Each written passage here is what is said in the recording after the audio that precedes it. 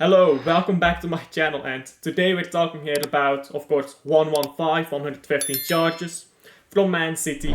And the court case is beginning Monday, as you can see, only a few days from now, 4 days from now. So I suppose this will be a bit of a recap on everything that has led up to this point with the court case. And maybe a bit of information for those who aren't quite familiar with it. Now, as you can see, I'm selling my PJs because I don't have any work to do today. But don't mind my unprofessional attire as I go through this. So, the 115 case. It is a big number, of course, but that's maybe the first thing we should talk about. The number can be misleading. 115 charges, but the big charges are the same as in the Gus case. It is entirely possible that Manchester City get found guilty on 100 different charges, but they don't get found guilty on all the major charges, and they escape with maybe a fine or a minor point deduction. That is entirely possible, and do not be surprised if that does end up happening. The big thing here is the big charges. The knockout charges that could lead to relegation, to point deductions depending on severity, stuff like that. So, we have a few different ones, a few that were brought to the Gus case already by UEFA, and a few that are unique to this case. However, the one thing is important. Almost all of them were found Man City not guilty by Gus. There was no time bar, don't be mistaken. The time bar is applicable to some of these cases, or charges, I suppose. However, that time bar is not relevant in England. In other words, or should I say the United Kingdom. In other words, they can go back to those charges that Gus did not look at. Do not be mistaken, that does not count for every charge. There are only a few charges that Gus looked at that were time barred to begin with. The ones that Gus did look at that weren't time barred, Man City was found not guilty on all of those. As courts often do, they look at previous verdicts. When you go into a case with a lot of charges which may or may not already have been found not guilty for, you are going to have to bring a lot, and I mean a lot of evidence to convince any court to change their mind of what the previous court did and rule that that person is now, or entity is now, guilty. That doesn't mean it's impossible. There are people going around saying it's impossible to have this amount of evidence. Well, it isn't, is it now? There have been companies found guilty of doing the same thing, so it's not impossible, is it now? But the thing is, it is an uphill battle for the Premier League here to win this case. Manchester City is going into this very confident. They are making out statements that they have irrefutable evidence that they are not guilty. And of course, with the recent victory with Leicester City, the Premier League also has already lost once in court. Now, those cases are completely separate, but it can give one entity confidence and another a lack thereof. What is important to notice is that the lawyers that the Premier League had on the Leicester case are not the same ones as on the Man City case. The Premier League, rather, is putting their best lawyers in this Manchester City case. The Leicester case, I'm not saying that they weren't good lawyers, but the Premier League had other places to focus their attention at the time. So just because Leicester won their case does not mean Manchester City will win theirs.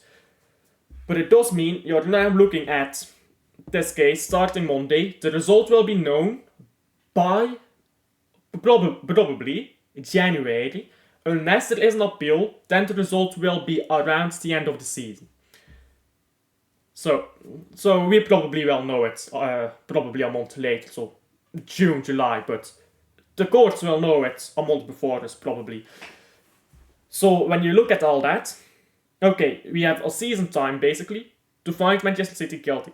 What are the potential punishments? And here is where I need you to find middle ground. Manchester City could be found guilty of a few of the major charges, but not all of them.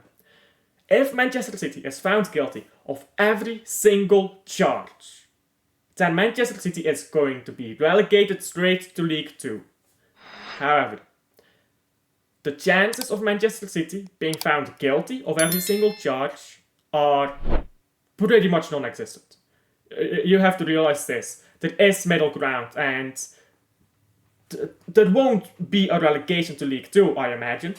But Manchester City will also not get off scot-free, I imagine. I don't imagine Manchester City get found not guilty on everything. So then what are you looking at here in this middle ground? Well, the middle ground is very wide. Depending on how many severe charges and stuff like that Man City get acquitted from, you could have a punishment ranging anywhere from a big fine, which is pretty much guaranteed at this point, all the way up to relegation. That doesn't mean titles will be stripped, because let's say a few are found guilty, a few charges, but others aren't, then maybe Man City is relegated, but titles aren't stripped. Or the other thing is done. Titles are stripped, but they aren't relegated. Or if you get found guilty on all these charges, then you're relegated, title stripped, and all da. But you have to be really, really calm here with you could see a result where Man City get found guilty, but then you have like a 10-point deduction or 20-point deduction next season. And you might think, well, that's unfair. Just be calm if you see that in the news. It is very possible to see something like Man City gets found guilty, punishment, 20-point deduction. But when you actually go read up on it, you will see, oh, they weren't found guilty on everything, they were found guilty on one thing, which they got a 20-point deduction for. Which I'm not saying will happen, but that is an example in how the severity of these punishments can really change, depending on how much Manchester City gets found guilty on. So what will the punishment be? I will not lie to you, like a lot of media sources do, and tell you the punishment will be this or that or blah blah blah. We do not know until the court case is done, and there are just so many different possible punishments for depending on what charges Man City are found guilty on, what they aren't found guilty on, that sort of stuff. It is impossible to predict, but there is only one thing I can tell you. If Man City is found guilty of all 115 charges, it is relegation to League 2 and titles are being stripped. That is the only thing you can predict.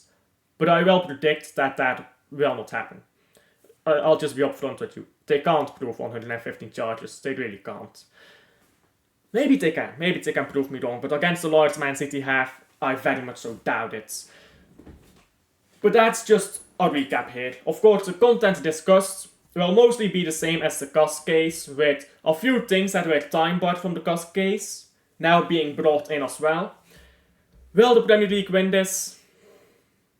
I'm very doubtful, if I'm being honest. If I'm being honest, I don't think the Premier League is winning many of these charges. I think they might get a few, and I think they might get a fine from Man City.